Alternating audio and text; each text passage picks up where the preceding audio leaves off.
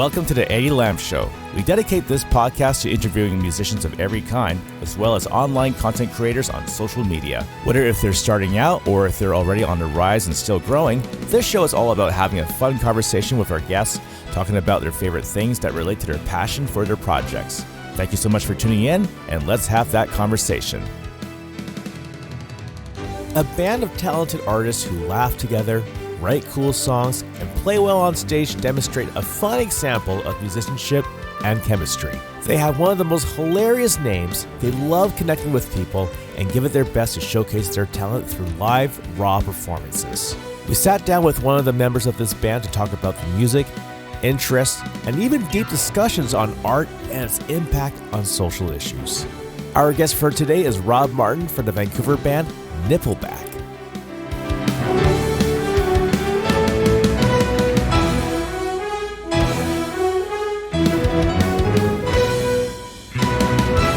All right, everybody, we are here in the studio with the amazing musician who is a representative of an amazing, cool local band.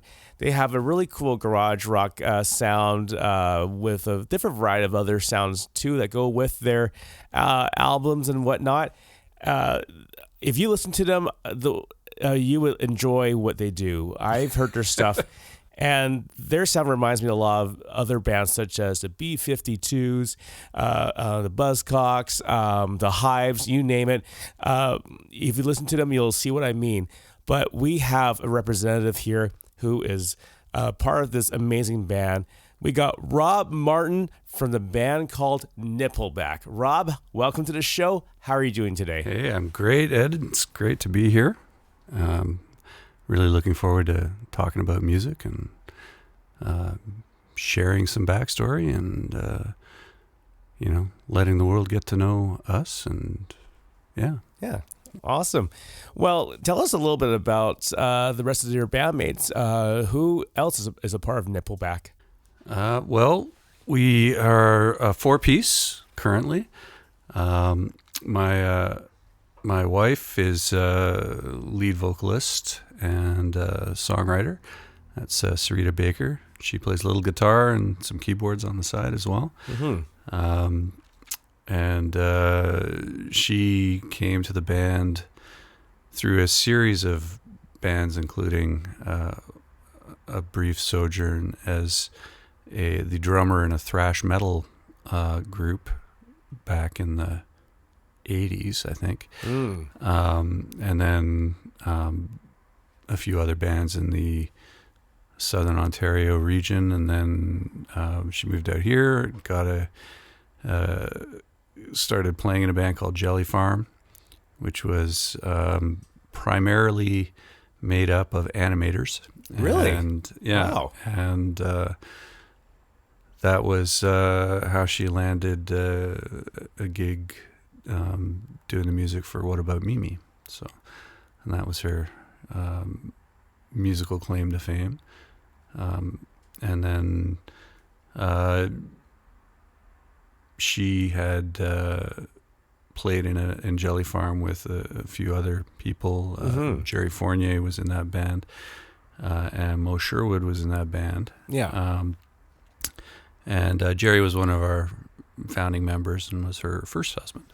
Oh, I see. So originally we got together as a three-piece. That's right. Yeah. And Jerry has since passed away, but mm-hmm. When we did get together, it was to try and normalize a family situation for our daughter, my stepdaughter, Jerry's daughter. Right, yeah. And just to try and get some healing done, because Jerry had moved out of town for a number of years. That's right, yeah. Kick a habit, and when he got himself together, he moved back to Vancouver and mm-hmm. wanted to re-engage, and yeah. that was one of the ways that we formed.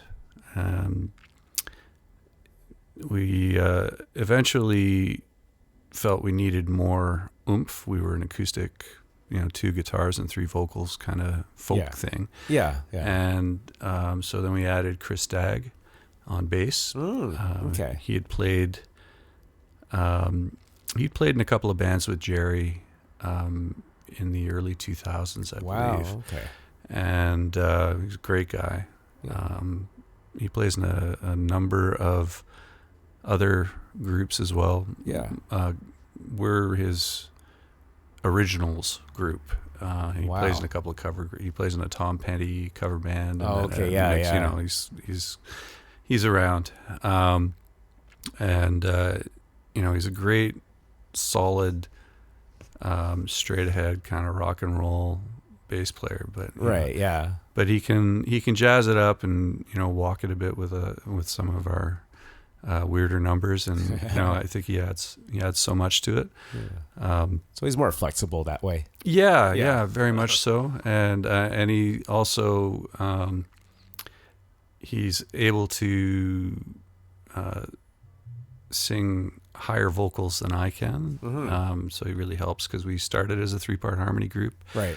and we needed somebody who could do the high male end, because Mm-hmm. I can falsetto for a bit, but I can't go to some of the places that he does. It's pretty surprising. Yeah. And then we Mo, who joined us on drums and did the album with us, but Mo's a visual artist. He does a lot of sculpture and Wow. and he was an animator back in the day, and he played in Jelly Farm. Oh, okay. And he's played in some other bands.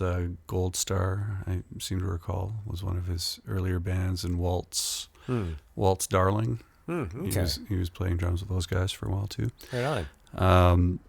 But his art career kind of took off, and he realized he didn't have time to commit to a band. So, I see. Yeah. So he stepped away after we recorded the album, and we met Al Finson.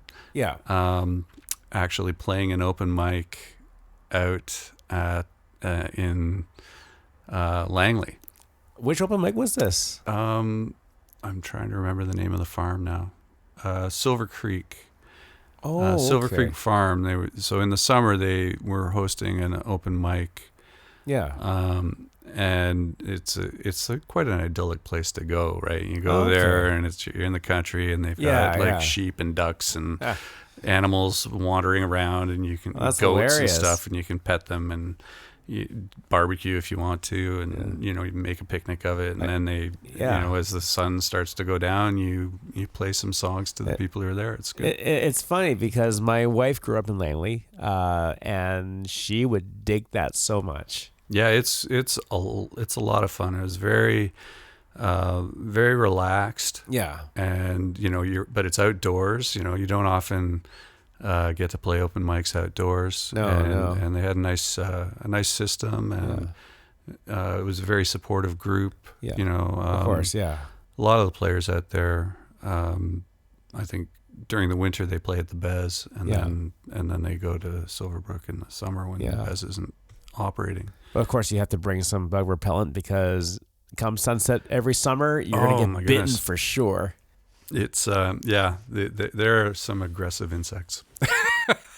I recall that. Man, because I just remember, you know, busking outside and, you know, playing backyard parties too, right? For every summer. You know, I love playing summer shows, but the price that comes with it is getting bitten. Yes. And I get bitten quite often, so.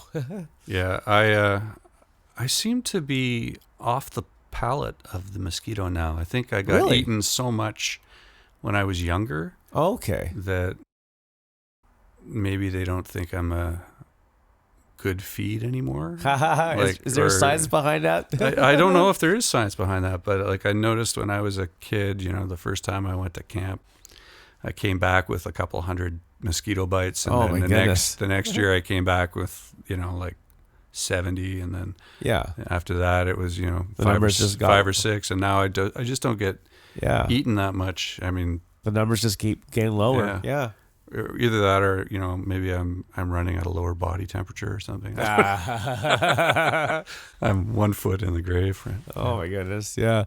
But you know, it's so cool that this band has a wide variety of different personalities who bring a lot to the table, And the genre that you guys play is just like, I heard your guys' stuff. I've even watched some of like the old, not old videos, but the recent videos of you guys playing at the Answer Club. Yeah. And the sound quality, by the way, it was just brilliant. Like hearing you guys play. So it's cool that you guys record the audio of that too. Yeah, we were fortunate that the Anza's soundboard, you can actually get the feed from each channel. Right. So you can collect the stems. We ran into there might be a time clock issue. It's an old board. So some of the tracks had artifacts. You get little clicks, timing issues. Okay. Right? Yeah. And most of those we were able to scrub out using Isotope. Oh, okay. Right. On. So that kind of getting those stems gave us essentially a live recording that we could mix. Right. Right. Yeah. There's always, with live recordings, like in a band setting like that, where everything's amplified, there's always a lot of bleed, but you can, but it does give you, it lets you work a little bit more, and you can get a better sort of leveling in the mix. Right. Right. So that it's a little bit closer to the live experience than somebody's phone or right. Oh boy. Or a video camera or something like that. And it's so that was the benefit of having some tech background. That's right. Yeah. Yeah, that board you had to connect with a FireWire, like it's that old, right? So that's right. Yeah. An old analog board, basically. Well, digital. Oh, is it digital? Yeah, okay. It had to be, but otherwise we couldn't have gotten digital stems off of it. Right.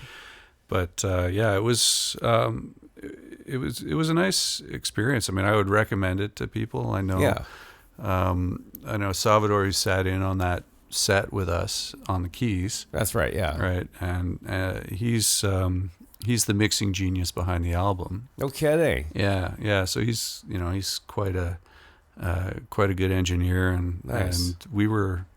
I do engineering as well, but when you're that close to the songs, it becomes a real challenge to mix, to actually make the decisions you have to make about what tracks to kill and what right, and what things aren't working, and so if you want to get the album done, it's far more efficient to bring somebody in who's familiar with your music and that you trust and that they understand the vision that you're after. That's right. And Sal's great with that. That's amazing. I would recommend him to anybody who is looking for somebody to mix. He's really, really strong at that. What's the few qualities that you would say about this group that you're like, wow, like I'm so thankful to be with these guys, like even like during its early stages? Well, for me, because I'm the musical neophyte in the band, right? So like for me, it's like they're willing to play with me, but but it I think we all respect each other's musicality, and we like each other, right? And our objective as a band is to create a fun journey for the audience. Yeah. So our songs,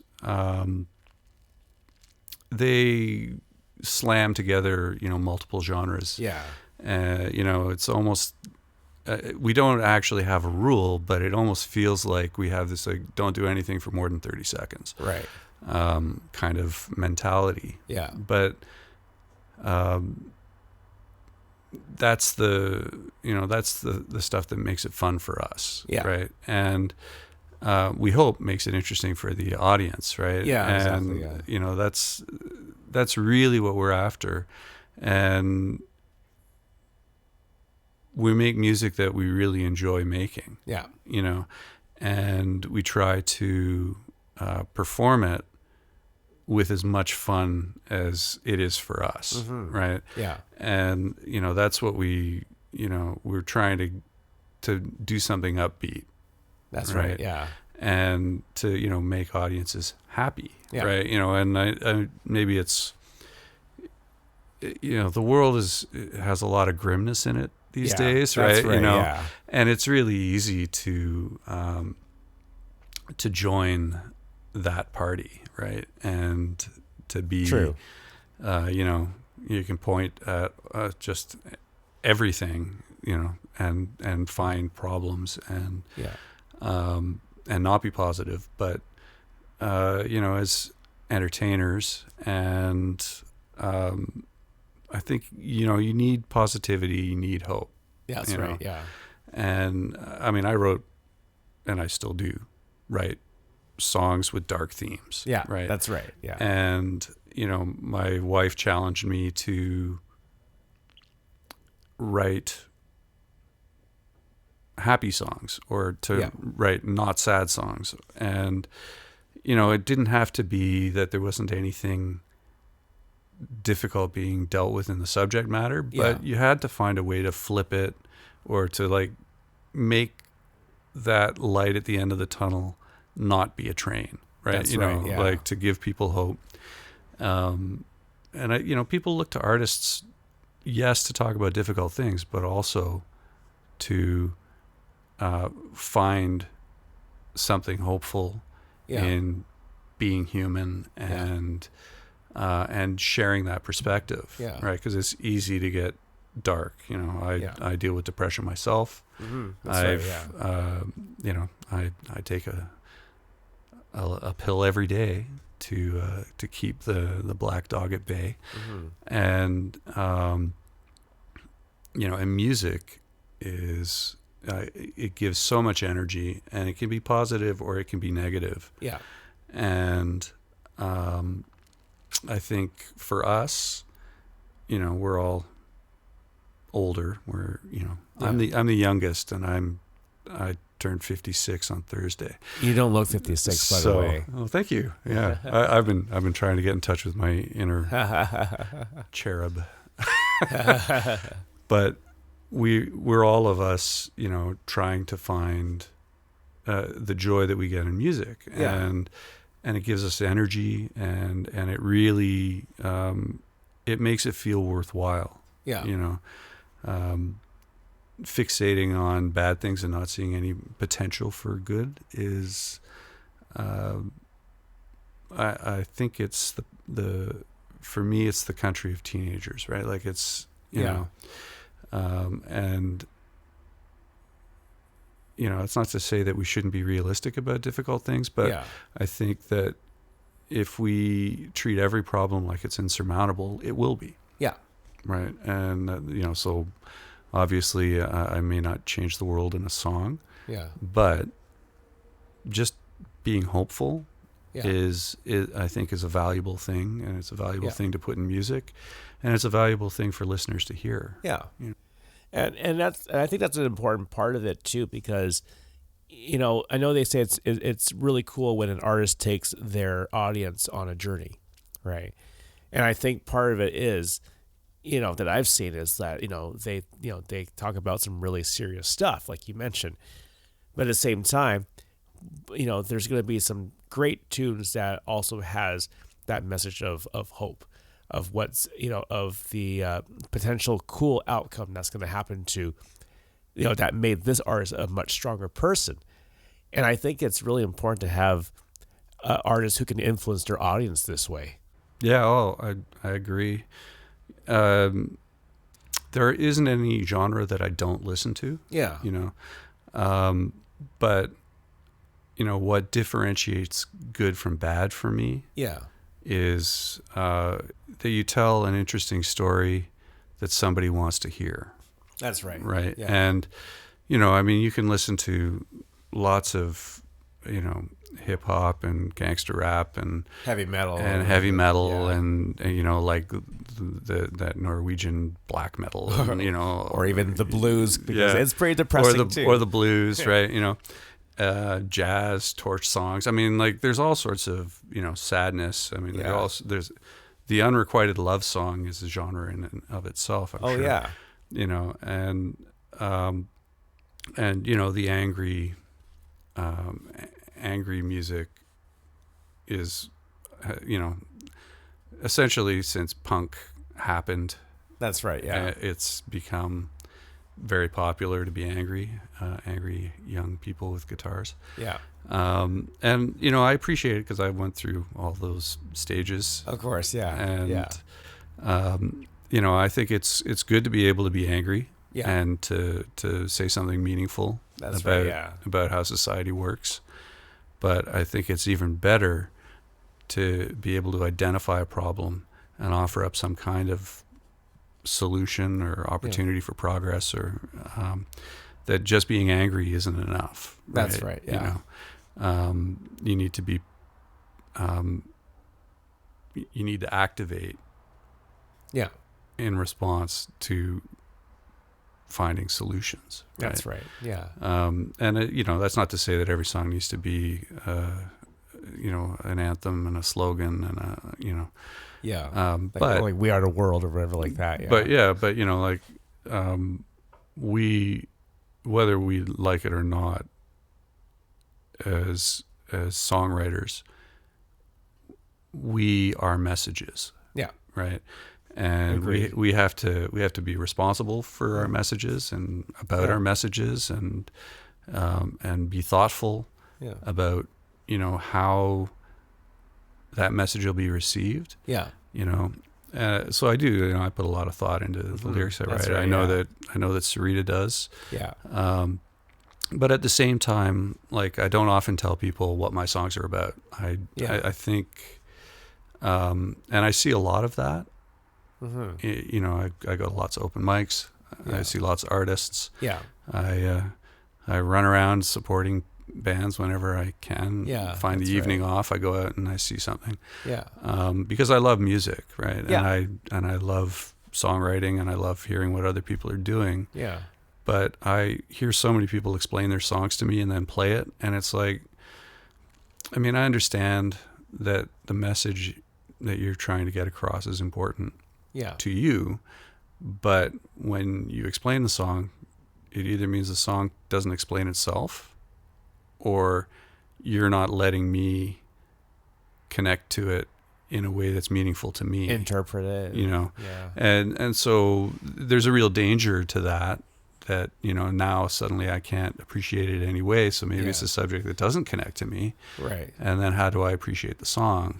So I don't always like to, I pretty much never explain my songs to people. If they ask me, is it about this? I go, oh, do you get that from that? That's very interesting. Yeah. What else do you get it? Because I'm interested in what people actually receive, but I know that I can't control the message. Yeah. And, those efforts that you make as an artist to try and control the message. Right. Fail anyway. Yeah. Right. Because you're not always there to tell someone. Once you record and release music, you're not there to tell everyone how to interpret it. You can't give them a roadmap, right? Yeah. So, I really focus more on trying to make the song stand alone without an explanation. I see. Yeah. And then people are free to interpret it and connect to it, however they please. However they wish, right?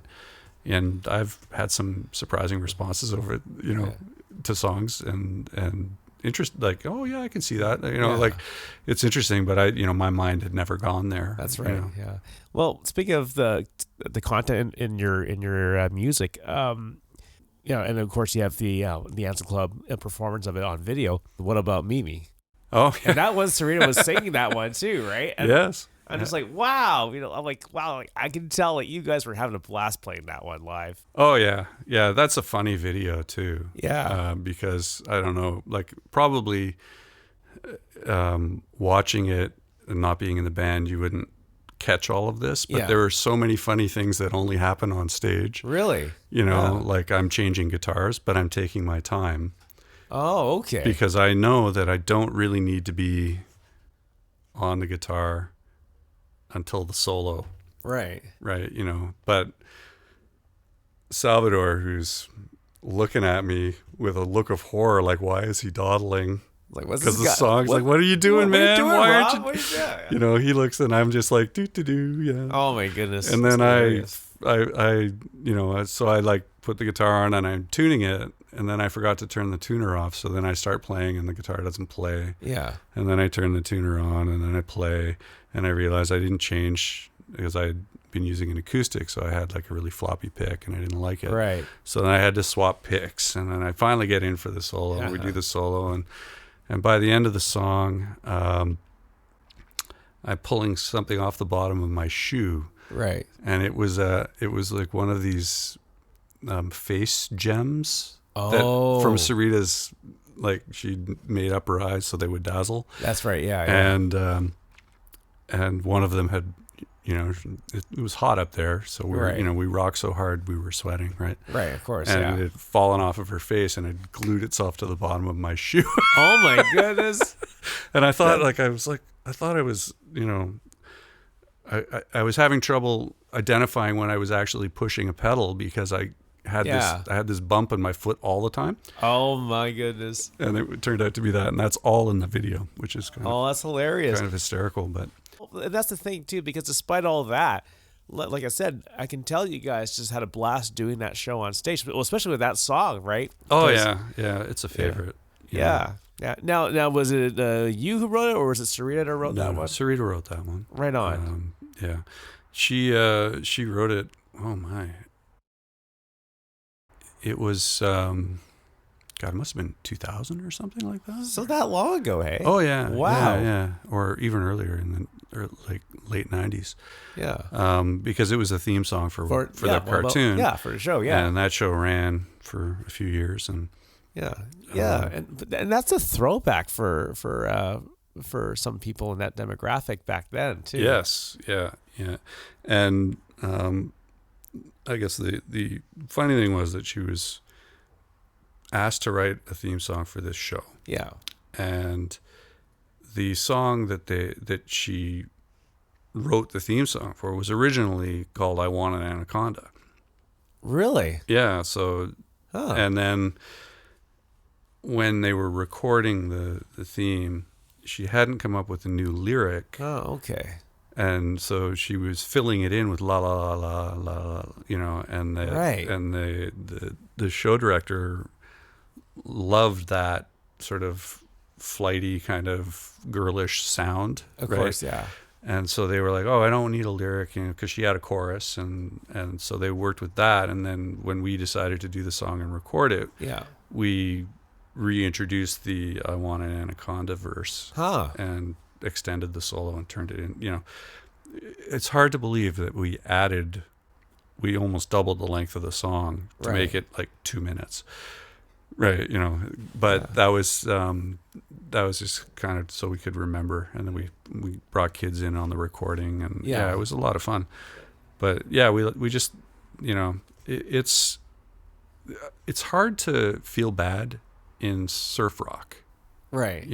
Like it's just such a sort of mellow, happy, upbeat kind of sound. Yeah, and that's so funny because when I first heard that, I was just like, yeah, this reminds me of B-52s for some reason. It's like, we get that sometimes. Like that rock lobster style, sure. kind of sound.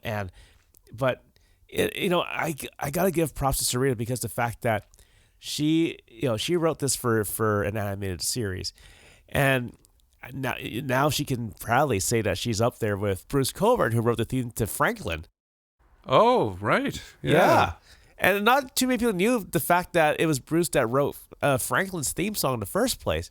Because when I heard it, I'm like, that voice sounds awfully familiar. Yeah. And I'm like, then it hit me later on. I'm like, is this Bruce Coburn? And because for me being such a huge Bruce fan, I know his voice when I hear it. And so I looked it up, and then I'm just like, it is Bruce's voice. It is him that wrote that song, and it's so funny that people, for me, I know most of his songs because I'm such a huge fan, but I always wonder how many people would go up to him and say, "Play Franklin." Yeah, I can't imagine too many would, but Well, the kids would for sure. It would, yeah, it would The be. kids are going to be like, play Franklin, right? Yeah. And he's like, well, I got other songs besides that, right? Yeah, it would be. I'm sure he would laugh and play it. Like, I mean, it's one of those things you don't expect, I guess. Yeah. Like we're all familiar with Sarita and because we're in a band with her and I'm married to her. And so we know her as a person, right? Yeah. And when people are enjoying your music and they don't know you and then they're responding to it, it's an interesting dynamic. It is, yeah. And then when friends of ours, like the person who emceed that Answers show, Chanel, she grew up on that cartoon. Yeah. Right. So when she was like, wait, you wrote that song? Like it was this whole, like, all of a sudden there was like this stargazing thing going on and the fangirling. Right? Yeah. It was like, yeah, yeah. It's like, come on, we hang out. So, it's okay. Right. But it's a really sort of strange phenomenon for when you first encounter that. That's right. You're kind of like, whoa, because you don't,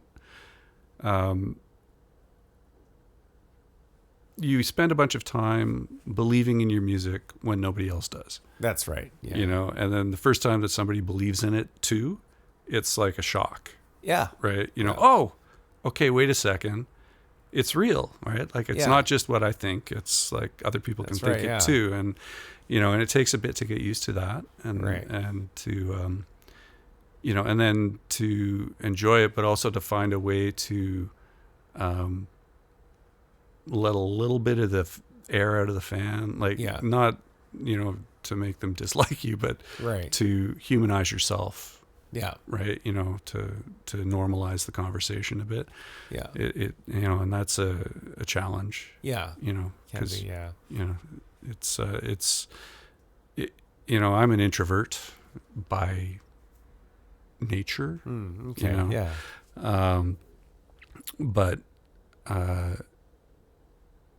so I find it a little bit intimidating, when people are like really enjoying, like gushing, and then, but I've started to get better at, oh, hey, thanks, that's great, That's glad right, you enjoyed the show. What was your favorite part? Like, Yeah. just to find a way to make it a meaningful conversation. That's right. As opposed to me kind of going, which used to be my response was like, and it's the same. One of the best parts about playing in a band with Sarita is that she talks to the audience. That's right. So, right. she's the one that's going to be, the spokesperson of the band, basically. Yeah, pretty much. And then I, it's kind of like Abbott and Costello, right? That's right. Yeah. I play the straight guy, so I'll make funny comments, but most of the talking I leave to her. And, that's right. Yeah. And, lately we've been trying to minimize talk. Right. Because it allows us to play as many songs as we can in the time that we have. But also just, I don't think any of us are like professional comedians. We don't have that kind of really super engaging patter and great stories. And I see. Yeah. And you don't want to lose your audience. No. Right. They really want to hear music anyway. Right. So, I mean, funny you mentioned that too, because a couple of years back, my wife and I saw the Guess Who at the PNE, at the outdoor concert, right? It was more like, or I guess it's more like the Burton and Bachman show. But regardless, though, funny because Burton was the one that did most of the talking, right? And this is a guy who just like, brags about, how he would be like, this song has been number one for 4 straight weeks. And of course, the guy was probably high as a kite, right? Assumingly, but, probably. But I remember like I saw like Randy turning to him. He was whispering something in his ear. I swear he must have said something like, "Would you quit talking? We're on a time crunch here. We only get like an hour and a half on the stage." Right. Yeah. because Burton is just going on this long-winded bragging fest. Oh God, yeah. It's hilarious, to see someone do that, but. But at the same time, it's like yeah, he's quite a goofy, entertaining guy, but at the same time too, it's just like but yeah, like I think Randy had to be that guy to be on him and be like, hey, you can't talk too much, you're gonna lose the audience, and we're on a tight deadline here, so. Yeah, I mean I've seen acts. It's usually like if you singer-songwriter acts, right? One person and they're alone and they tell a great yarn, and then they play a song and then they tell a great yarn, and they have a really good pattern, and that's like those are great shows, right? Yeah. And they have a really cool story for, Bruce Comer's another, again, back to him again, he's a prime example of that, who can tell good stories. Yeah, well, I mean, I'm trying to think of somebody local. Maybe Daniel Sinclair. Oh, Dan, he's great. He tells, terrific stories for his songs, and then delivers a song, perfectly every time, right? I just love how he gives us like a vision, he's just like, because he would be back in the day, I was driving along the road, I was hanging with my family, doing this and doing that, and he already gave me that instant, like good visual, right? It's a great visual, and it's like, I can use my imagination based on what he was talking about. Right, and the patter is feeding the song, right? Yeah, but some of our songs are so strange that I don't know what the story would be that would feed that strangeness in any way that wouldn't ruin the song. It's kind of and at the same time, I think if we did have a story that fed the song, it might undermine the song, right? Because we're trying to do things that are unexpected, right, and if you build expectations, then you undermine that unexpectedness. That's right. Yeah. So it's not something that really works well for us. Fair enough. Yeah. But I mean, like there are, I don't want to say that artists should never talk, right? Like that's because that's ridiculous too. But I think you should, as a performer, you have to learn what kind of performer you are. Exactly. And for us, we tend to keep the talking to a minimum, and we want to keep the music to a maximum. Of course, yeah. And speaking of which, because you were talking about how like you guys want to be like unexpected, right, and just just very out there. And I remember it reminds me of that song you guys did, Ghost, and that's when you sang on. Yeah. Right, and then listening to the lyrics, I'm just like, wow, like it's catchy. That's the thing. It was super catchy. It was like, I'm like, but I'm just like thinking, man, I wonder what this song is about. But I like you said, what do you think it's about? I'm interested to know. Well, I personally think it may have been about like a literal thing that you must have seen, like, or someone in the band has seen. Like, did you guys actually see a ghost somewhere out there? Like, oh wow. Well, I have actually seen ghosts. Yeah. Many years ago. Right. I used to work. This is a crazy story, but I used to work at the Nova Scotia Hospital, which was an insane asylum. Right. Yeah. For the whole province of Nova Scotia. Yeah. And well, I think it's essentially been knocked down now, but it was 150 years old. Wow. And one of the most documented haunted sites in North America. Jeez, man. At the time. And so I saw some pretty interesting remarkable things there. Oh my goodness. Yeah. And it had, it was a horror movie set waiting to happen. It was but it was actually a real functioning hospital at the time. Wow. So I don't know if that informed the song, because I know I wasn't thinking about it at the time. but that's, it's a history that's in me, right? Right. Yeah. But yeah, I mean, the inciting incident for that song, which I can talk about, I guess, Yeah. was that I was at Douglas College. I was doing the music technology program there. Yeah. And we were doing a class, and what the teacher wanted to do with the class was to have us generate some songs. Right. And then, and he wanted them to be kind of vocally driven songs. Right. Yeah. Because we had a lot of good vocalists. Yeah. And he wanted to then, finish the songs and record them. And not all of that happened, but that, basically the most of that song, like the sections, I kind of banged out some sections, and then I think I had 3 or 4 at the time, and I did a little quick acoustic demo, and I sort of submitted that as something we could do. And I was like, hey, but the idea was that other people could write more sections if they wanted to and add to it, but it didn't happen that way. Like nobody did. Yeah. But so then I liked the song because it structurally was unique. That's right. Yeah. And so I thought, I'll just keep playing on that structure to keep it unique. So, I mean, you have this verse and we never have another verse. Right. Right. It opens the song and, you go into something, I guess it's a pre-chorus, and then you have a chorus, and then you have a bridge, and then you do the pre-chorus and chorus again, and you're out.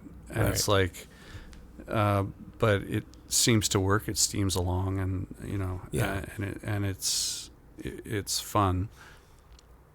It's fun, but it's, it's playful, right? That's right. And it's playing with a lot of different themes, I think. I see. Yeah. Probably I was channeling something because I was in my 50s and I was surrounded by a lot of people who were just like turning 20, Right. Yeah, right. Of course. I was at Douglas, so there were a lot of students. There you go. Yeah. So who knows what I was processing with that. Right. But, and that's the thing. Like, I don't want to think too much about that. Because I think, the initial idea, can be very far from what the final outcome is. Yeah.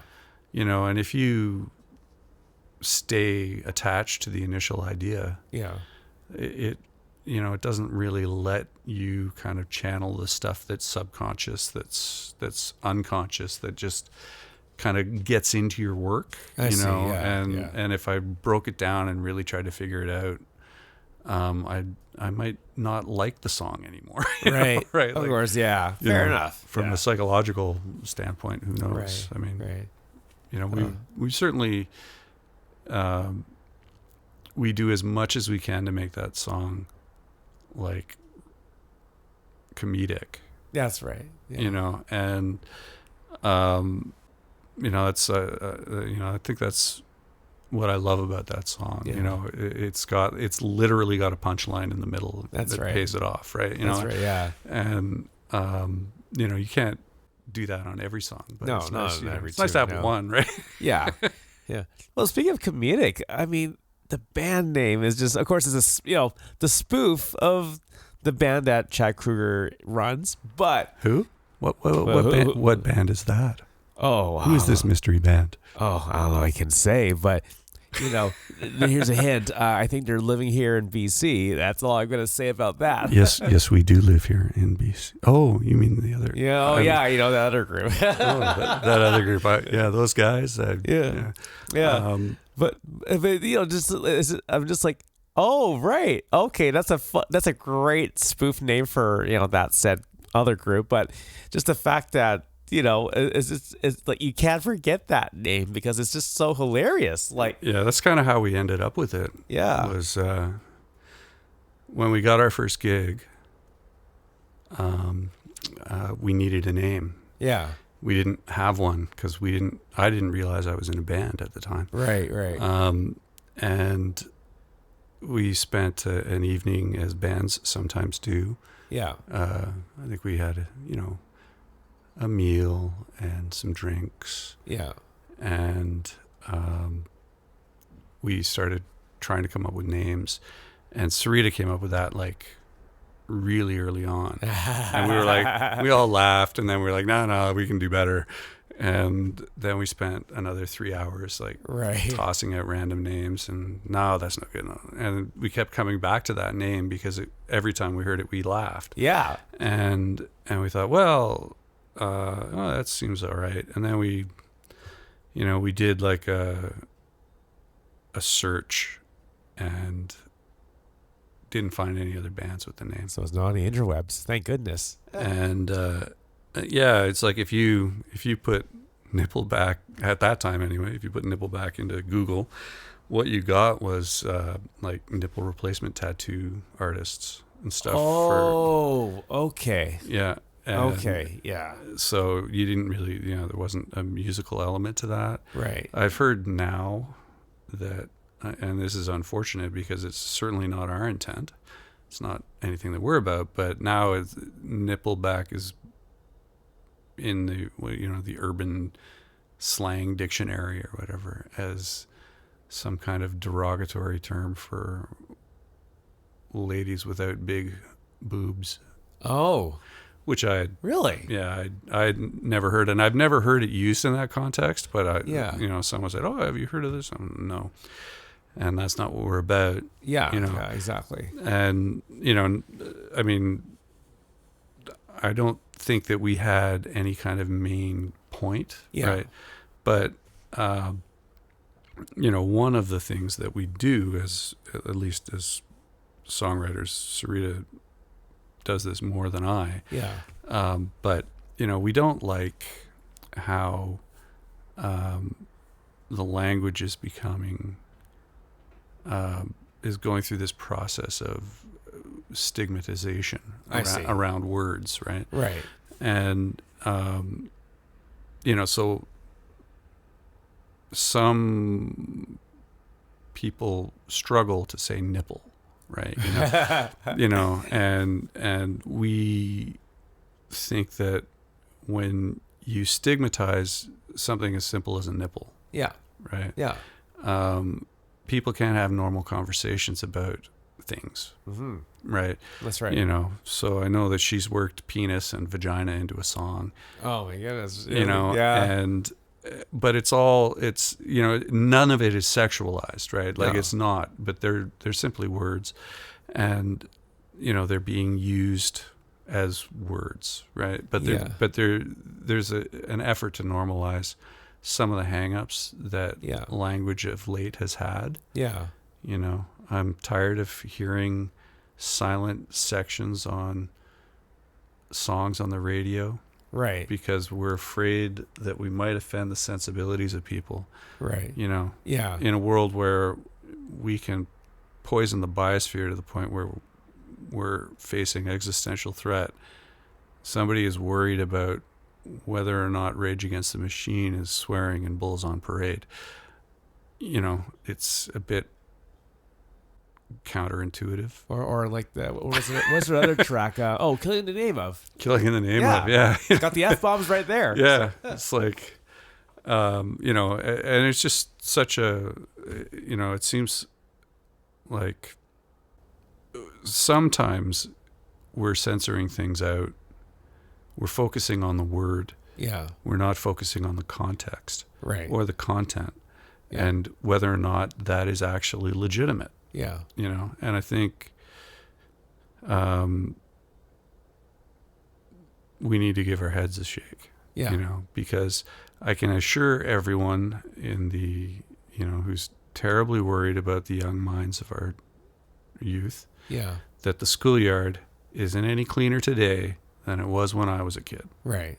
Right? Yeah. These words are all in common usage. Yeah. We may as well use them to appropriate effect so that people can see what an appropriate use is. Yeah. Right? As opposed to like a comma or something, you know. That's right. Yeah. You know, and you know, attach a certain amount of freedom artistically to express things that you really don't like. Yeah.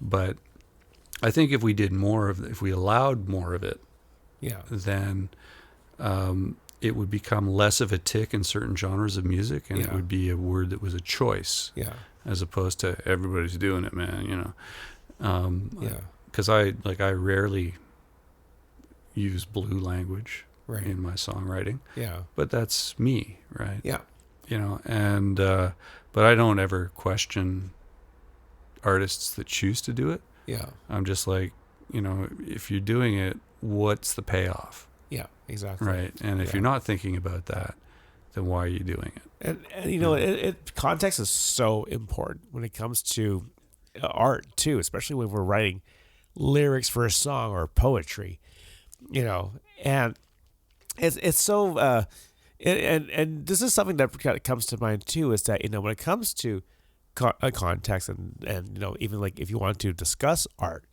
with other people, you know, and that's the good thing. The beauty of it is that it creates conversations about that.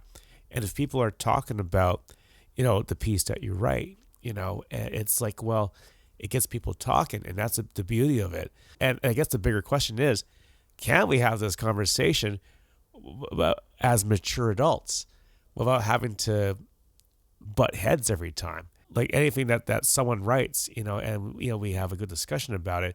And I remember we did that a lot in English class too, back in both high school and university. Yeah. And to interpret art in such a, you know, open environment where we can see, you know, like what's being discussed about, you know, oh, like why did the guy say that word in the first place? You know, what was he feeling? What was going on? What was the history behind it during that whole thing? And it gives us much, you know, deeper context in terms of stuff like that. Absolutely, yeah. Yeah. I mean, I guess I'm a fuddy-duddy, but, you know, like there's a trend that I've come to see where we're, you know, we're going over the canon or the old texts and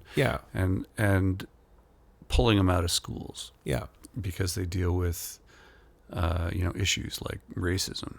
That's, you know, right. Yeah. And you know, the N-word's in that book, so now we can't have that book in front of kids. But the context of the usage is, it's not saying it's good or normalizing it or saying it's appropriate or any of those things. Yeah. You know, and to pull the book out of the school only serves to eliminate the conversation that would ensure the children understood that it wasn't appropriate and it wasn't normalized, and what its historical context was, and why we shouldn't use it, right? Yeah. How do you teach that lesson? Yeah. Now, right? You know, and how do you address those issues now? Yeah. Right? You know, I mean, it's challenging enough to teach a room full of kids, right? Yeah, that's right. You know? Yeah. But then when you start tying your hands by saying, "Oh, we can't deal with that kind of material because it's hard." Yeah. Right? Or it seems wrong. Yeah. You know, I mean, I look at like children's literature in Australia. Yeah. You know, it's pretty cutting edge, right? Oh, you know, yeah. It's so different compared to here. They've got, you know, books that are about like 12-year-old heroin addicts and stuff. And but, you know, that's going to spark a conversation about, you know, and I think there's real validity to that, you know, that you can't blinder your kids and then expect them to know, you know, but you can teach them. Yeah. And you can have those conversations, and you can use texts as starting points for those conversations. Yeah. And I think, you know, you just have to be aware of what you're talking about and be delicate. Well, I remember back in high school, I had the opportunity to read the book The Catcher in the Rye. Sure. And you know, and the whole story about Holden Caulfield, I was just like, I was reading this. I remember like my teacher, he said, believe it or not, this book was banned a long time ago.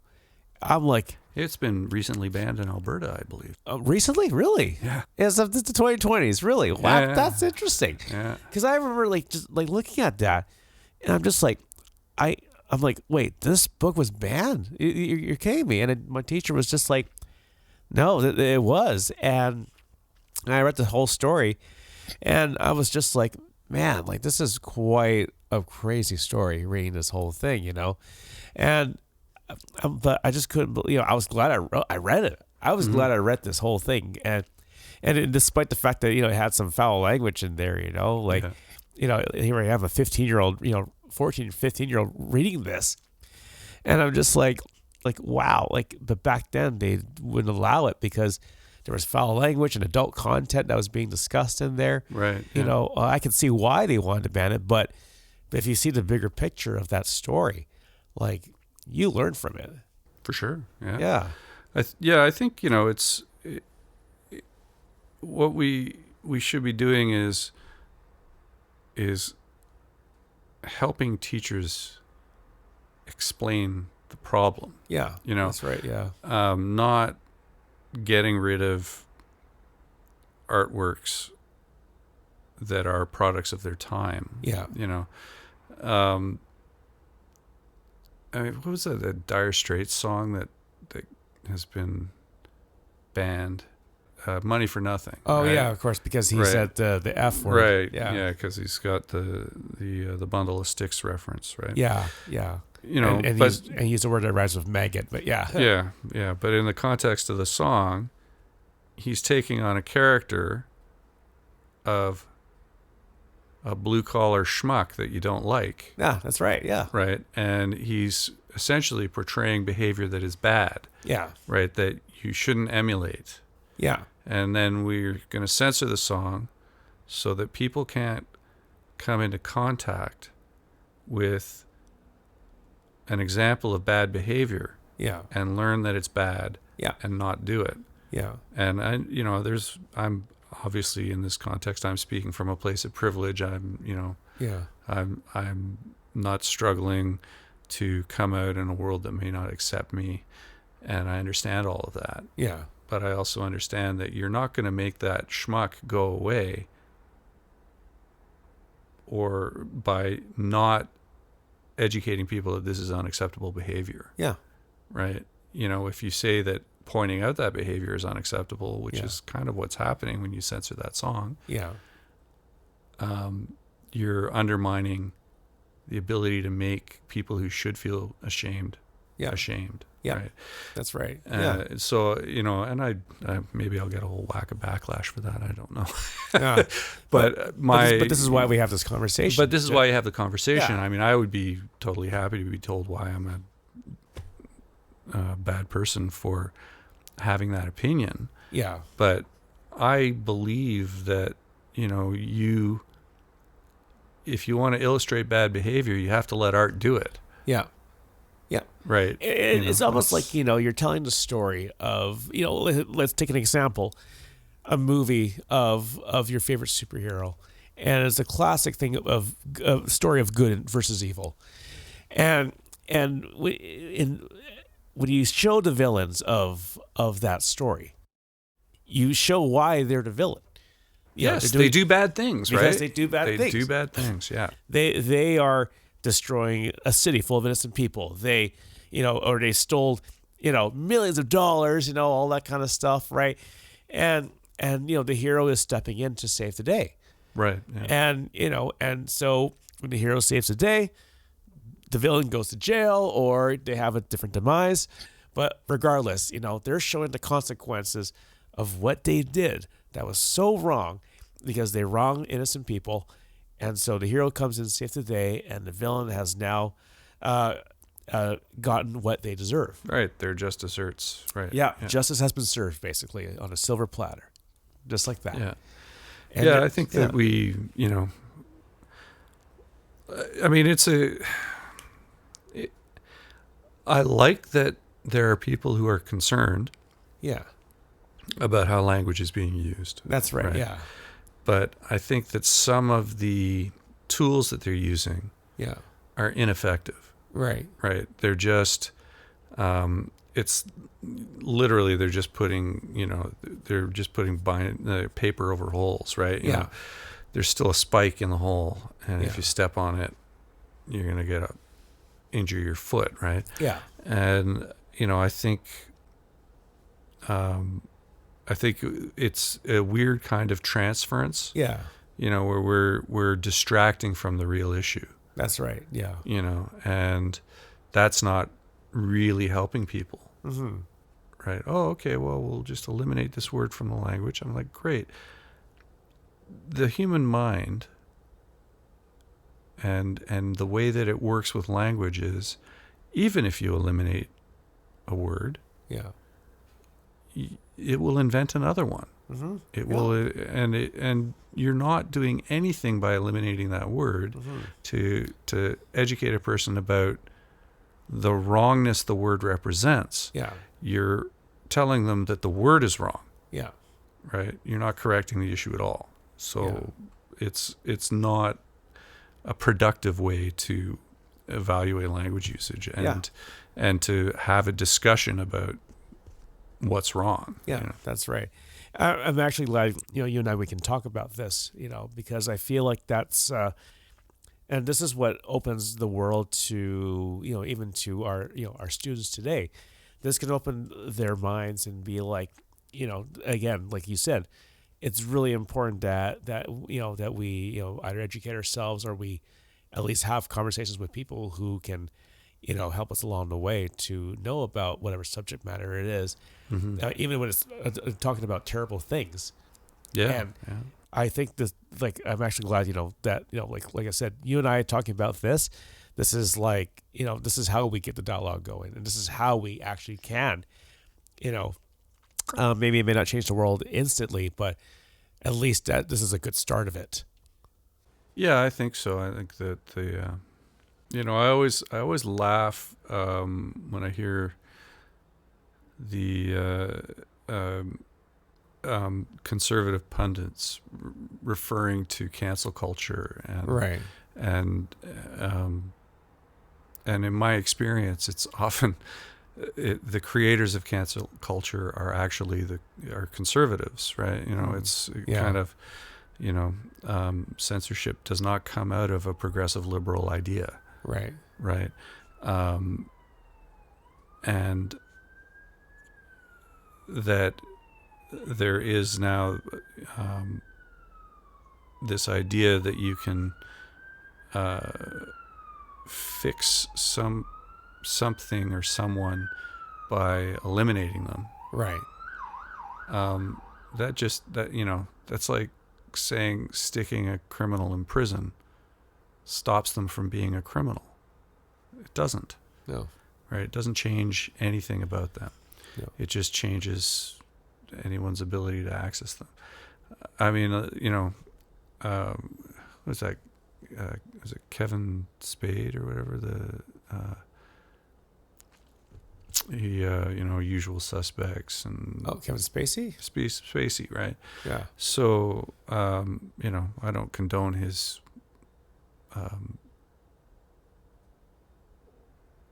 assaults on a coworker, essentially, right? Yeah, that's right. Yeah.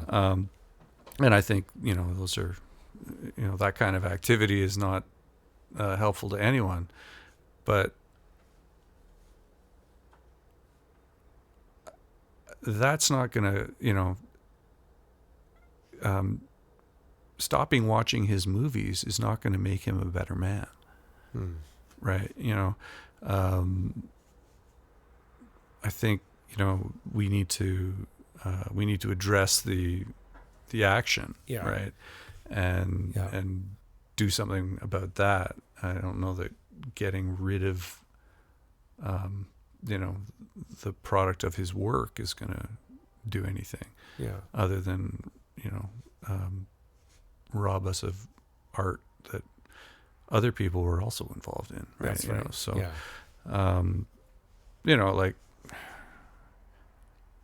one of my favorite singer-songwriters, Bob Dylan, by many accounts, is not the nicest guy on the planet. No. right? I think he openly admits that too. Yeah, he doesn't talk to the audience ever. He goes up, plays his songs, walks away. Yeah. And that's who he is, right? Yeah. But am I going to stop listening to his music? Probably not, right? I mean, I don't think Kanye West is the nicest guy.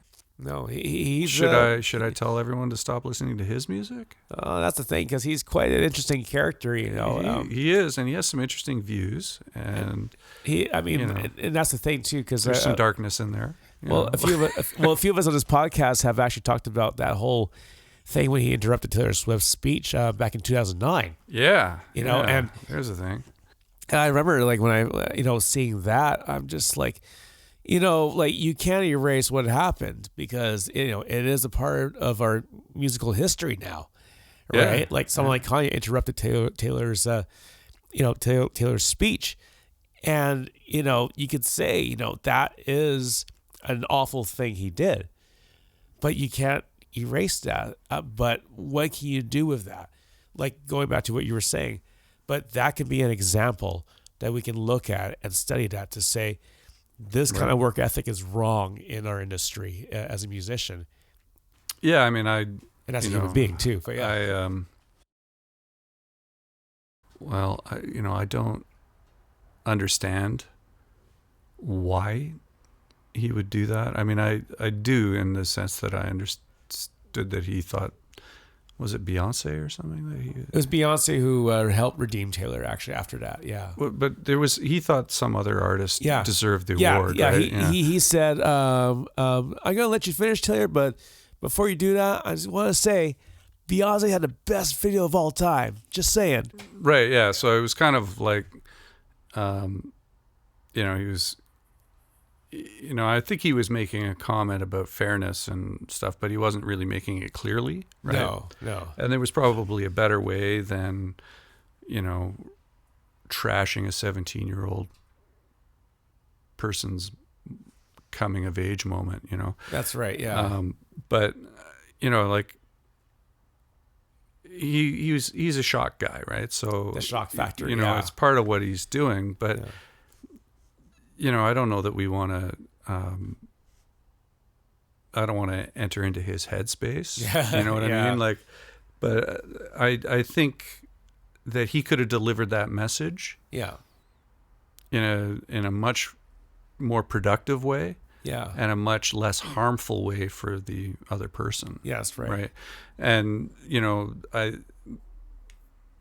don't think anybody really managed to convince him that what he was doing was maybe not the right way to approach the issue. And I remember, like, I read that after that happened backstage, Pink, she came to confront him, and she's like, dude, what the F is your problem, man? She's just a freaking child.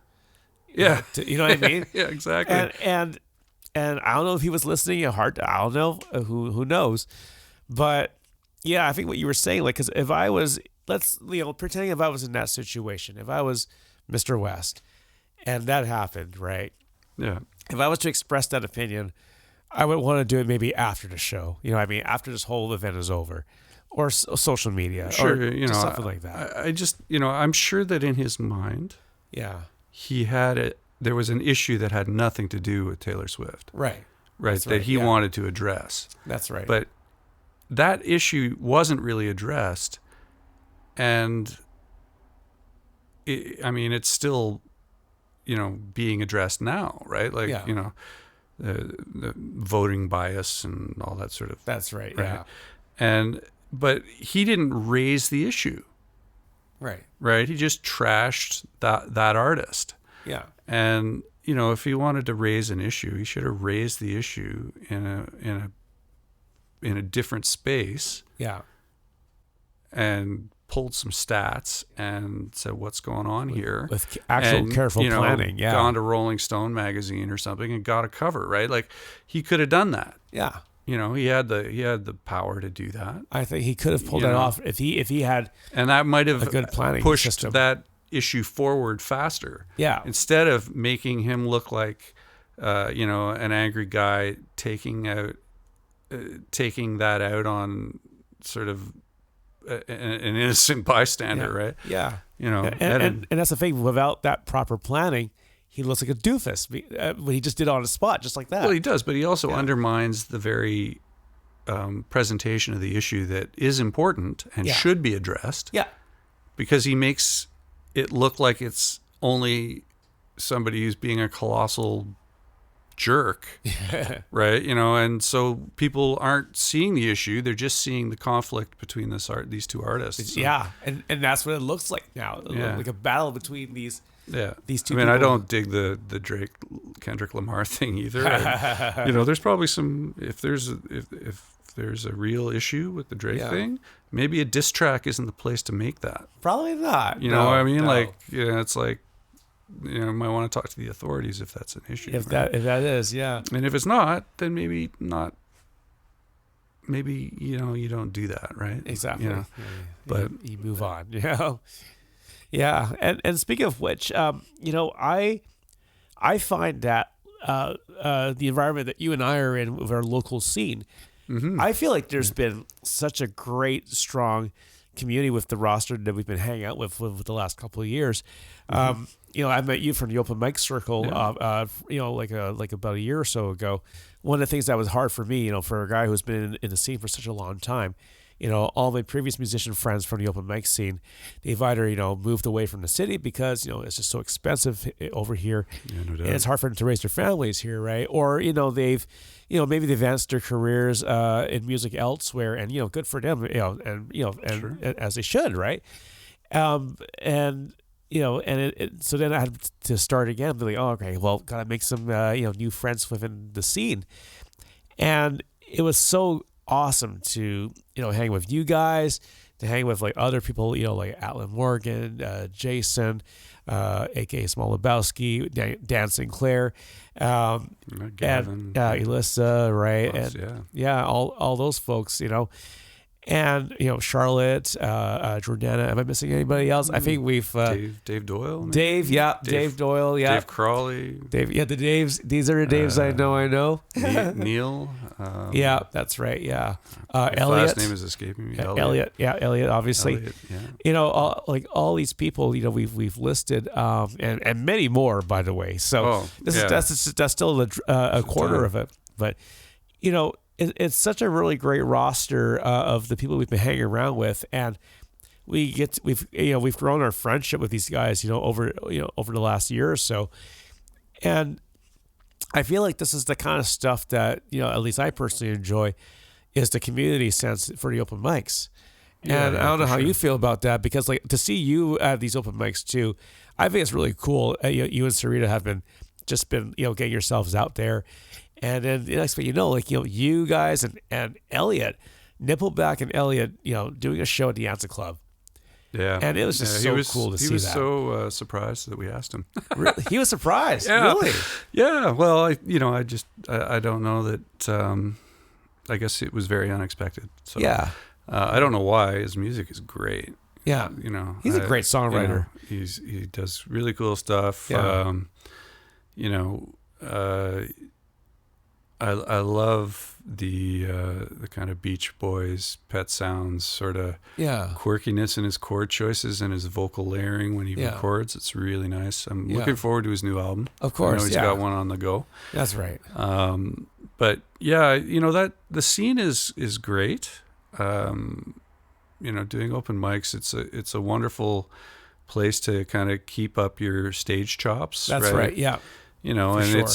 It's 2 or 3 songs and you're out, so it's not like a huge stressor. That's right. And it's, for the most part, it's a really supportive community. Yeah.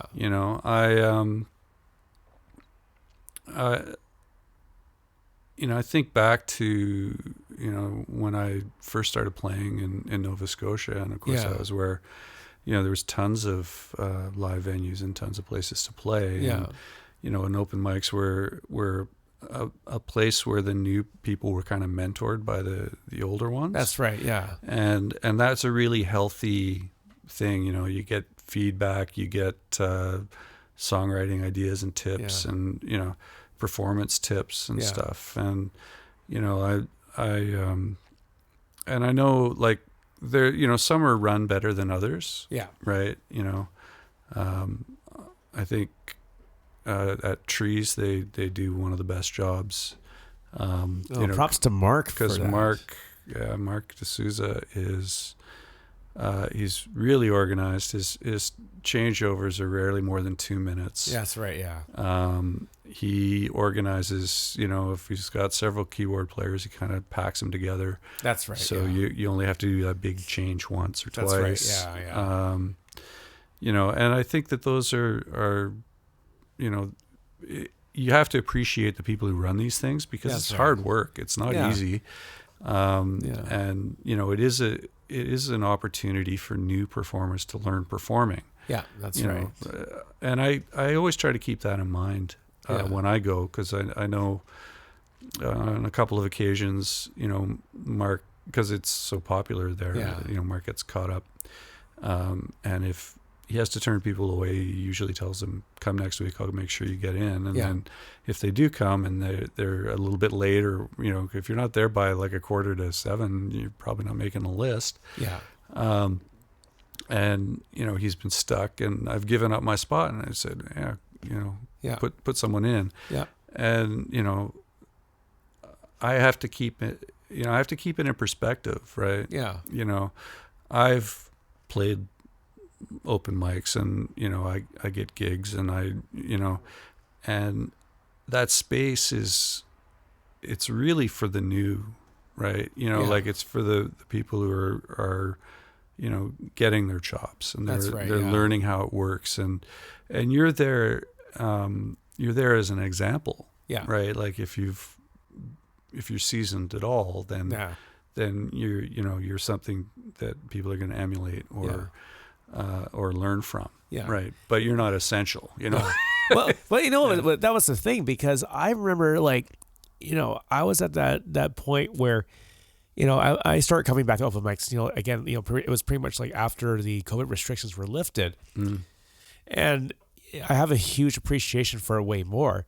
But, I remember going back to Trees the first time after 10 years of not being there. Right. Because I was just so busy on with other stuff musically on Thursdays, right? But on top of that, here I am, just like, doing gigs, Mm-hmm. and or rehearsals or whatever it may be, right? Or other projects that I'm doing musically. But after 10 years of visiting Trees, I went back there. I think it was April of last year, first time, back playing Trees, and like Mark and I, we haven't seen each other in such a long time. I actually think I was there that night. Yeah, I think you were there that night. And I remember, like, the first thing Mark said when he announced me, he was just like, all right, we got Eddie Lamb up next. You should definitely follow him on social media. He was like, he's kind of famous on TikTok. I'm like, Mark, don't have to do that. but at the same time, I'm like, well, he wants to, because he's enthusiastic, right? Yeah. I think he genuinely loves the role.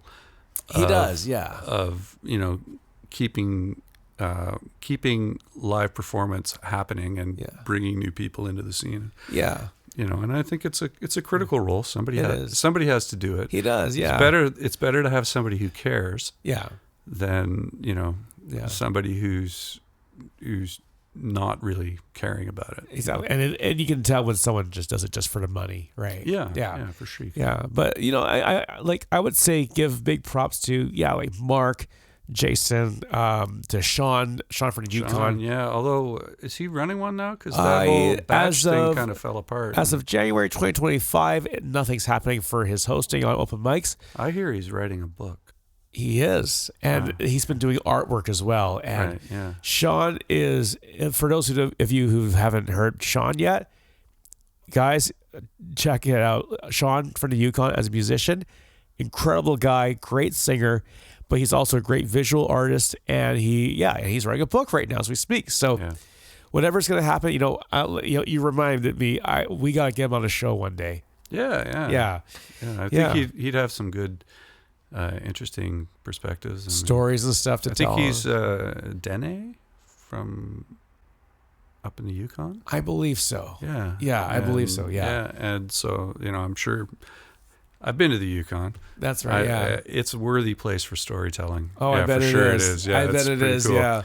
Yeah. But speaking of other parts of Canada, you said, like with you being in Nova Scotia previously, like what was the music scene like out there, if you don't mind me asking?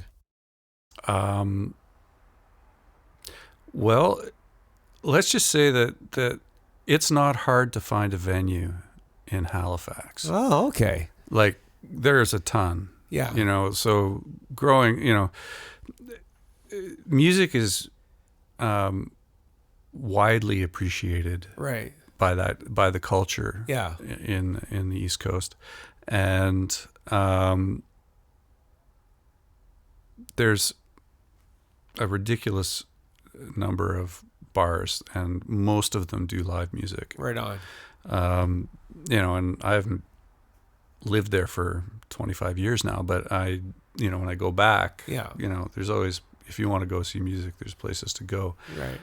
So it's a great place to be a musician growing up because you can get places to play. Yeah, so you get gigs for sure. You can get gigs, and you have to have material and be able to play it. But there's opportunities. There's always places for bands. That's right. Yeah. When I was growing up there, they had a really strong punk scene. Oh, I bet. And a goth scene. I went to high school with Sarah McLachlan, right? So. No kidding, really? No. Wow. Our lockers were like next to each other. Wow, what a small world. Huh. And so she was at that time. She was in October Game. That's right. But there were a lot of like really cool bands coming out of there. Wow. Basic English, I think, was one. And it had a good scene. Yeah. Pete Arsenault, who was in the Doughboys for a number of years, but he came out of the Halifax scene. Right, yeah. I think he was in Killer Clams or something. Okay. Yeah. And, there were other bands like Eric's Trip and Jail and Sloan. And Sloan, of course, that's all my like high school era, right? Like, wow. And I was a folkie. Yeah. So are we talking about Stan Rogers style folk? Or? No, more Dylan and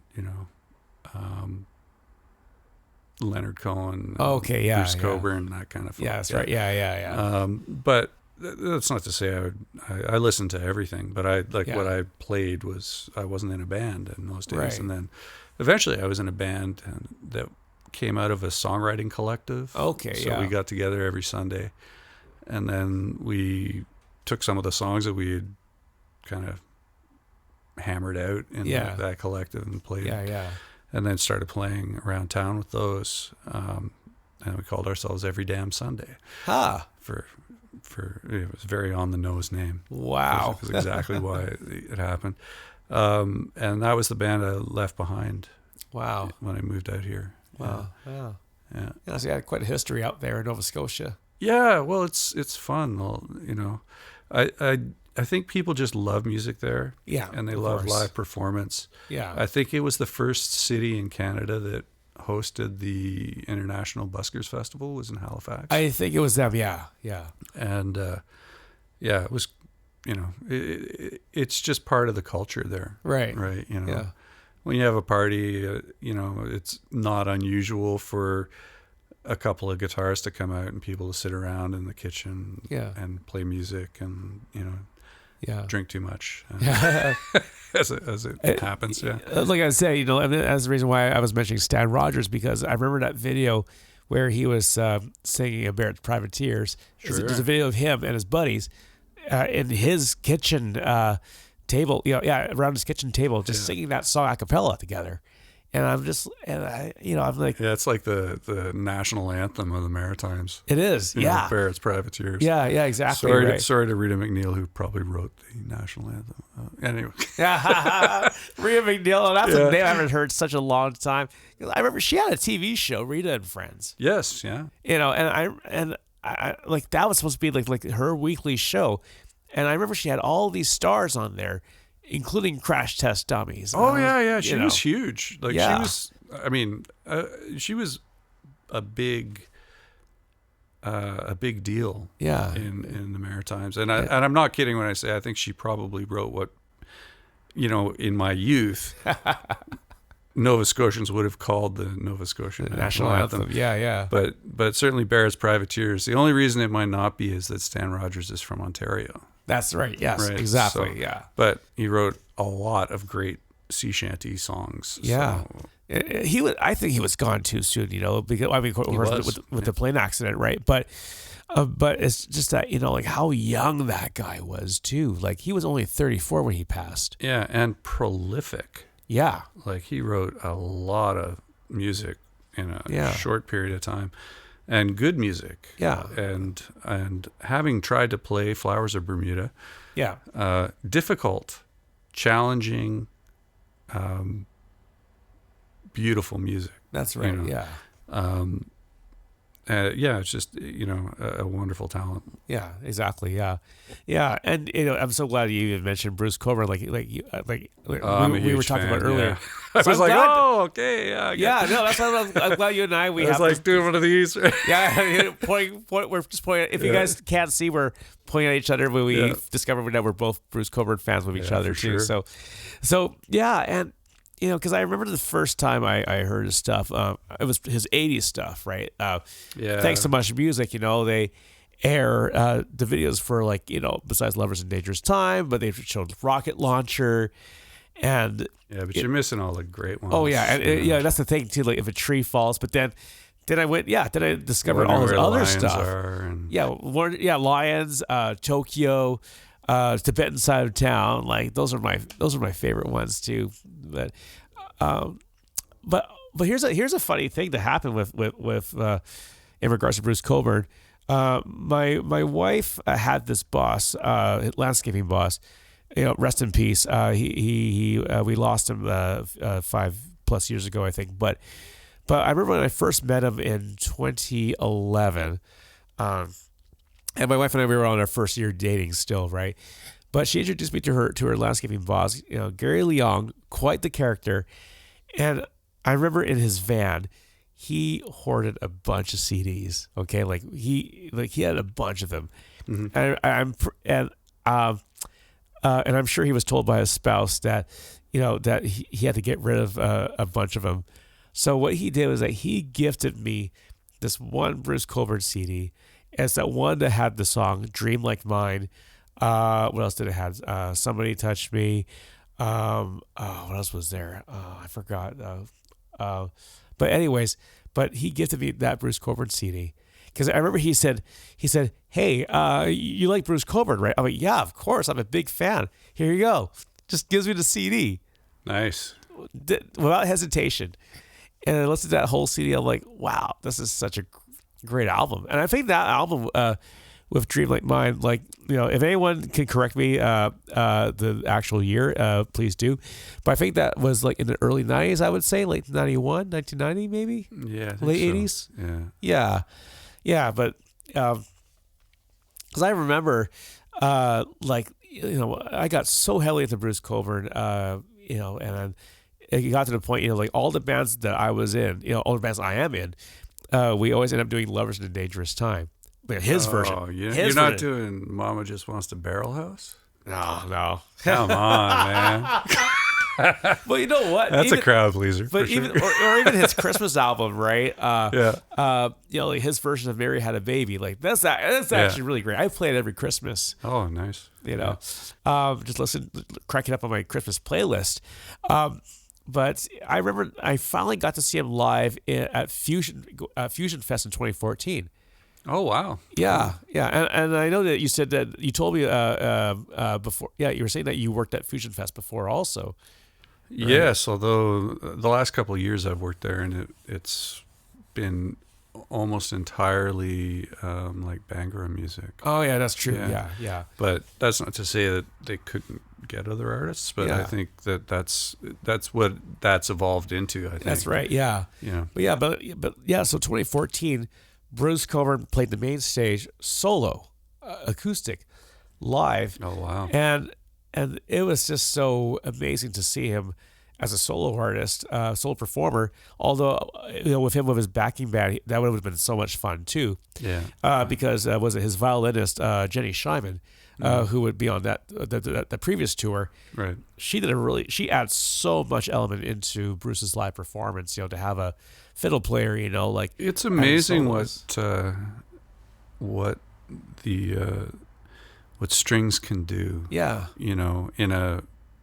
Even in a rock song. Yeah, exactly. Yeah. I think they don't get used very much anymore. That's true. In rock music. Yeah. And I don't know if it's like a hangover from the 70s or something, Right. but like there was in the 60s they got used a lot, and it always made everything kind of saccharine. Yeah. And then the Beatles basically told George Martin, yeah, you can do strings, but they can't sound like that waffly stuff or whatever. Oh, And, right, yeah. And, then he wrote much more edgier, kind of emotionally parts, right? Yeah. And that started kind of an interesting period where there was a lot of usage of strings in pop music and I Am rock the Walrus music. is a prime example of that. Yeah. Great song or too, by the way. Eleanor Rigby, right? Eleanor Rigby, yeah. That and what was it, the whole Sgt. Pepper album, I guess. Or even in Floyd, like Comfortably Numb. Oh man, yeah. But I think we got away from that somehow. It's too bad because it's a nice trick to go to. Yeah. It's just nowadays I think it's really easy to like select a strings pad on your synth and lay something underneath. Just go with it, yeah. And I'm sure we're guilty of that on our album. I'm sure, yeah. We did bring in someone to play a fiddle part on one of our songs, but right on. And Hazel, you did a wonderful job. Thank you. Yes, great job. But it's a challenge to use the violin constantly. That's right. Yeah. In a rock kind of thing. Yeah. I know I played in a band at Douglas, and we had a fiddle player. Right. In one of their fusion bands there. Yeah. And we were writing all the songs, so we could kind of write songs to create fiddle parts. Yeah. And that worked, and it was really cool to do. Right on, yeah. But it's a challenge, right? You have to rethink the way you're designing hooks or even melodies in the music. Yeah. And how they play off against the vocal, and it creates a different set of challenges. That's right. But it also can create some really nice depth and depth of emotion that's right. Yeah. In the music. And I would encourage anyone who knows a violin player to find a way to work them into a song, because it does great things. Yeah. That's very true. Yeah, it's like making use of something that you may not normally see in a traditional live rock band, but just taking that and putting it to use somehow. It's like, in order to do that, you just got to get a little bit creative somehow. Yeah. Be willing to take that chance too. So. Yeah. Well, I mean, I think from a musician songwriting standpoint, right, exploring new sounds is always exciting, right? And it always produces something new, right? Yeah. But nowadays, you can push buttons, so like you can go in and pull something off a synthesizer or sampler, and that's like that's one way to explore new sounds. That's right. Yeah. But I'm old school, so at the end of the day, I usually like there to be a live human being behind making the sound. Yeah, that's right. Yeah. So I'm, it's not that I'm against technology. Yeah. I just think that we should use the technology as a tool as opposed to a replacement, right? Exactly. And, so, I think we did the album and we left some glaringly wrong notes in places Yeah. because we refused to auto-tune. Yeah. right. And we could have retaken, Yeah. but oddly, the little bit that you're out is just an interesting sound that fits into the soundscape, and it kind of works. And so, I like technology as a tool, and using it, and being able to do that. But at the end of the day, I like there to be players, and I like there to be mistakes. Yeah. I think mistakes are the thing that makes music's too perfect nowadays for me. Yeah. In a lot of cases, hear that, yeah. Everything starts exactly on time. It's always on the grid. It's, like people are using randomizers to make it sound more human made and stuff. Yeah. They make it perfect and then they mess it up. It's so interesting too, because the percussion sounds too quantized. Yes. Right. So then you put, you do your percussion and then you quantize it. Yeah. And then you randomize nudges to dequantize it so that it sounds natural. Yeah.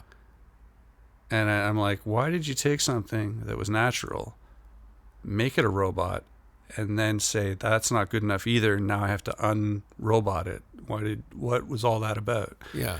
And I don't know. Yeah. we had one of my previous guests, Deshaun. He's from Ontario. He was telling a story about this one artist that he manages, and he does like Mississippi style blues, basically. Nice. His name is I think it was sorry, I apologize to Sean. I think it was Danny. If it was Danny Boy, yeah, Danny Boy. I forgot his last name, but what he was talking about how they wanted to do this one live off the floor raw recording, right? Because he's a fan of that. He told me that he just loves like raw performances and just capturing the performance moment. And that, so what he says, what the producers did was they got Danny's guitar, so one mic for that, one mic for Danny's vocals, and they put one mic on the floor because he taps his feet. Oh, okay. And they wanted to capture that. And when he told me that story, I was just like, hot diggity, man. I am so impressed that they thought of that. Yeah, yeah. And the final product was just great. And no auto-tune, no quantization, no other effects, just plain old raw performance, and people respond well to it. It's, well, the artist is channeling, right? Yeah. And I know that we did our album kind of traditionally, or at least in the modern idea of traditionally, in that we sort of we recorded the drums and built up from there. Yeah. But and the danger of doing that is that the drummer isn't responding to anyone, right? And then you're not responding to, Yeah. But we didn't. We were all in the room playing. We were just not recording the tracks for anything else. But it's all coming through the headphones. So he's responding to us and we're responding to him. That's right. And then we can remember that we've done that performance, so we built it up that way. Yeah. And, I think now I would possibly, depending, we couldn't do it at the studio we were using. Yeah. It didn't have enough closets and stuff to stick amps in. And, right. Yeah. Yeah. Recording live from the floor is a weird process in that you're trying to get everything isolated. That's right. Yeah. So you have a track to mix with, right? But you're trying to play together so that the music is fluid. Yeah. In the way that the artists are all interacting with each other and responding, right? So I think, if we used a different studio, we might have tried doing some actual live to tape the whole track. That's right. Yeah. But and there's some songs that you kind of want that experience from, and others it's because it's nice. I'm not gonna lie, it's nice to be able to do 17 tracks of guitar overdubs and have Yeah. like lots of different little parts and noodly Yeah. bits and Of course. Yeah. add, riffs and whatnot. And there's a lot of freedom in that Yeah. to explore, right? Yeah, that's right. And then later you realize you can never actually do that live because you don't have that many guitar players, right? So, so you kind of, you play a little bit, and, we decided that what we wanted to do is make a recording that is our vision of the song as a recorded song. Yeah. And go as deep as we felt was right. That's right. Yeah. And make that, and not worry about the live performance, which would be the same song done in a live way, right? And it would be different, but because you have that audience to feed off and each other to feed off, it's also a whole valuable experience, right? Yeah. Even though it's not identical to what's on the, and let's face it, we don't go to a live performance to hear the album. That's true. Yeah. Right. We go to hear the songs played by the artist. Yeah. Like in our presence. Right. Yeah, that's right. And I've seen artists who've, from different genres who've, utilized their backtracks, right? Because they don't have a band, and that's fine. That's fair enough, right? But what was really great was this one artist I saw actually about a year ago at the Rio Theater. She's from the States, but this person actually brought their backtracks. But the one thing I was so impressed by is just the fact that these vocals were not processed at all. They didn't use some device to cheat, Right. And then not only that, and you can tell the difference. It's like, because when you see other artists who are lip syncing, it's a lot more common than I thought. I was so shocked to hear. Well, about now that. people are using auto tune on their live track, That's on their right. live performances. That's true. Yeah. So everything snaps to tune. It's crazy. Yeah. I mean, it's not crazy, but I would find it so distracting. Well, that's the thing. I couldn't do it. Yeah. And I think it goes back to what you were saying. It shouldn't be the thing to control everything. It should be just used as a tool. Yes. Just as a small little tool to play a role, but not the role. Yeah, I mean, my horror of using backing tracks is that you have to play the song exactly that way. Exactly. Yeah. Right. And so what happens if when your cue comes for you to start the verse, and you're blank? Yeah. Exactly. Now it's a train wreck. Right? Exactly. And it happens. Yeah. Right. Now in a live performance, if the singer misses their cue, you just do another lap, right? Yeah, exactly. You go through the 4 chords and start the line again, and then the singer goes, "Oh yeah, I got it now," and they come back, and it just seems like an added intro, right? And people, bands just do it automatically, right? Yeah, exactly. And the audience never twigs, Yeah. right? And when you use backing tracks and you make a mistake, Well, you can't go back now. It's the end of the line, right? Yeah, and that's the thing, because when you're playing with other musicians, there's way more flexibility. Yeah, and I think you get greater dynamics. Yeah. You get when you start responding to the audience, like when you've grabbed them, and then you can get quieter, right? You can pay off bigger. You can do also, and you can push the boundaries of that interaction. Yeah. And it's hard to do that when part of the band is a robot. That's right. Yeah.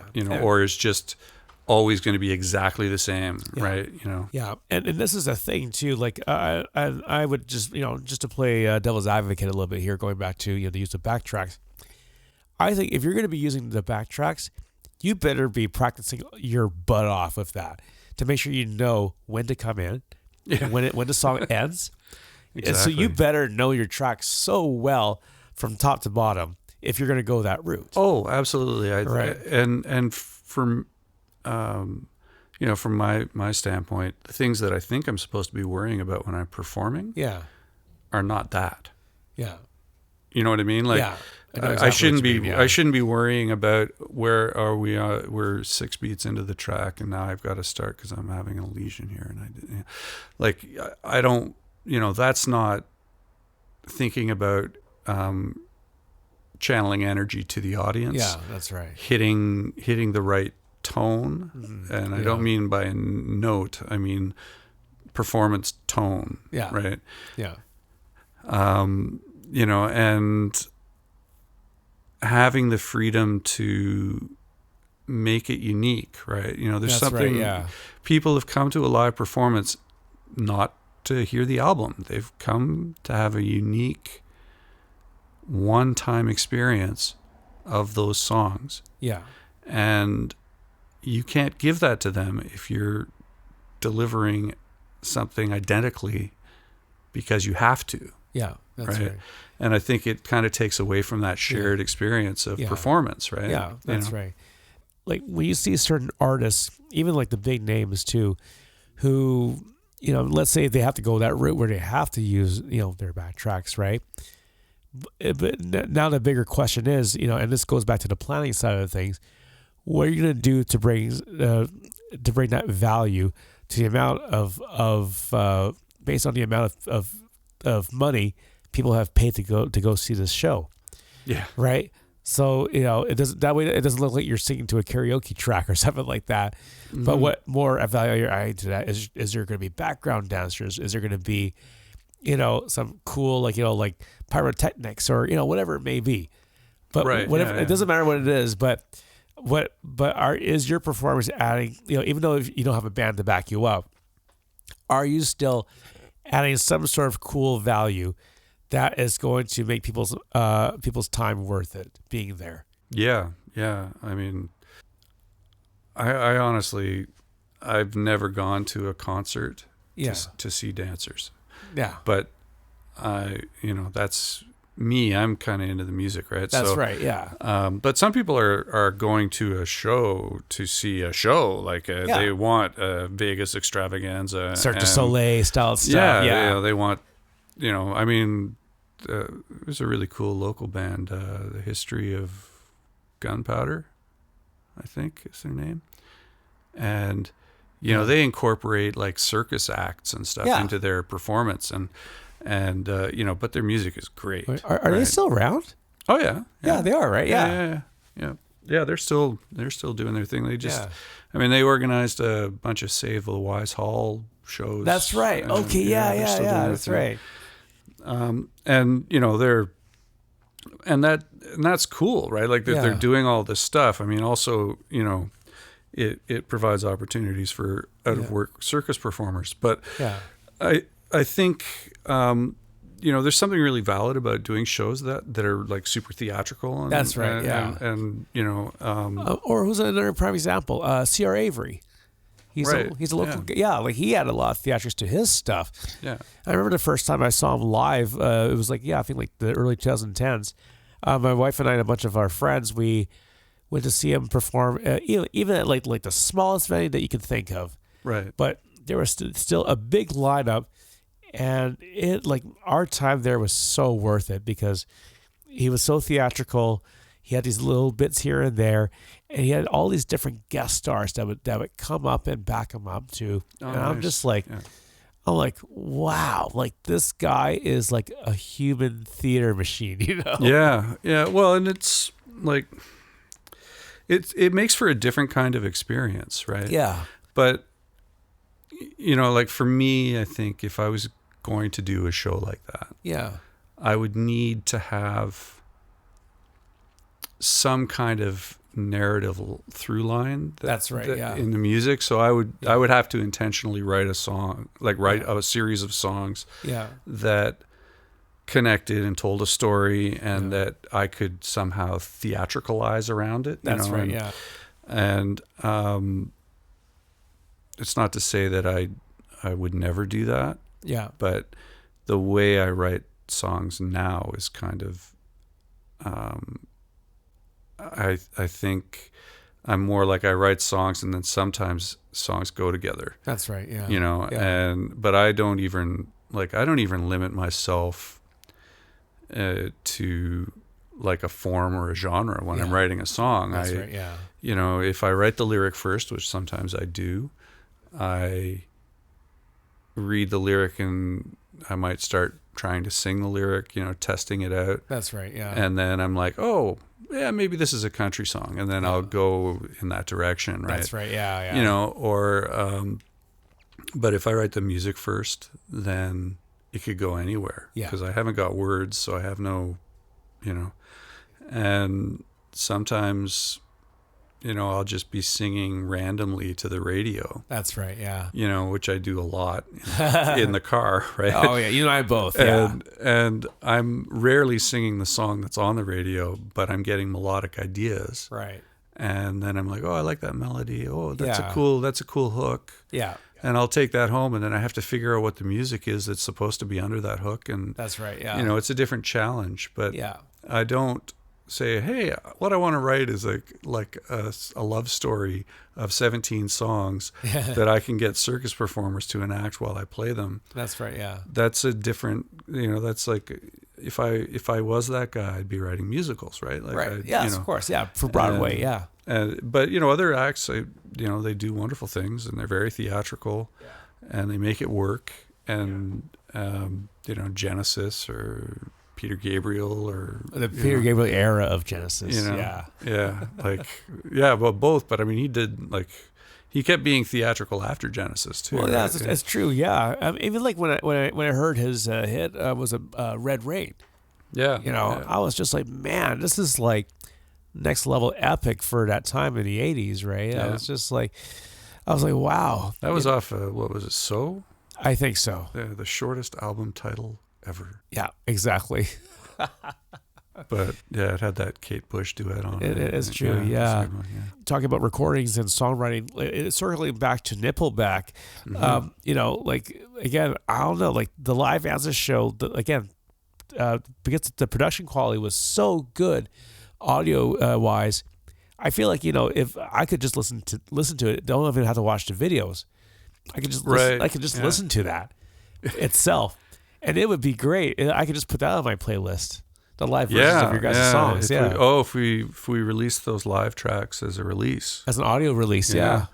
We hadn't thought about that. I mean, well, you know, the business is very complex. It is, and has a lot of demands on the artist to know things about marketing. Yeah. That's and right, yeah. social media and you know, it's a never-ending learning process. Oh, that's right? true. Yeah. Especially for the DIY crew, right? That's right. Yeah.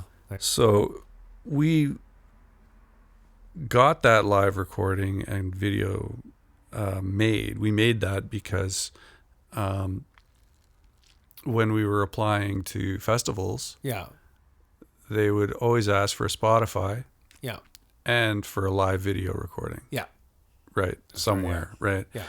And, you know, what we had for live video recordings were like snippets off of people's phones and stuff. And That's the right, audio. So you either have terrible audio or it's sideways or, Yeah. you know, and so we wanted to be able to present ourselves authentically Yeah. to venues and show producers, right? Yeah. So that we could get gigs, basically. Of course, yeah. So we never, you know, our thinking hadn't gone to the point of, well, yeah, this is actually pretty good. We could release that. Yeah. I mean, we have essentially released it because we put it on YouTube. And Yeah. the channel is Yeah. public and That's right, you know, yeah. to let people see it. But and that, you know, that was kind of a nod to YouTube because when you put a song through DistroKid or whenever you release it, Yeah. they plop it on your YouTube channel with the art for the song or, That's right, or yeah. the album. Yeah.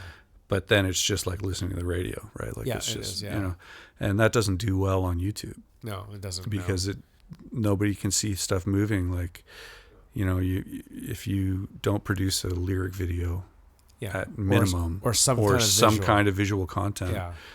it doesn't do, you know, it doesn't hold people's attention. Yeah, that's right. Right, because nobody these days is prepared to listen to the radio. I don't think. Yeah. They need stuff happening. Oh man. So I mean, that was kind of what that project was about. Yeah. But yeah, I think we can think about doing that. I mean, at the worst, we can put it up on Bandcamp or something. But, For sure. Yeah. And this has been great because, like, getting to know about you guys, and even just like, all your experience, in the scene for quite some time. It's been quite the pleasure, and we've been talking for almost 2 hours, if you can believe it. I can believe it. I can believe it. I'm sorry to have used up so much of your time. No, this has been totally worth it, man. Yeah. Like just going through these really deep conversations about, just everything in relation to art. Again, like I said, what better way than to just create this dialogue to start things off. Oh, right? Absolutely. Yeah. And so, we are running out of time, but I just want to give thanks to you, Rob, so much for being a part of this. And again, you've also actually hit the record now for longest episode.